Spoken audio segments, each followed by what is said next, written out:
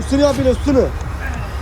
Xo'p, do'stlar, katlamanga kirib keldik. Hozir sizlar bilan birgalikda mana shu favimiz 6 kubalik samasolimizga necha kuba tuproq ketishini ko'ramiz. Tashlavering. Kovushimiz 1 kubalik ekan, hozir sizlar bilan sanab ko'ramiz. 1. Nechta kovush ketar ekan? 2. 3. 4. Necha kuba ketishini ko'rib oling. 5. 6.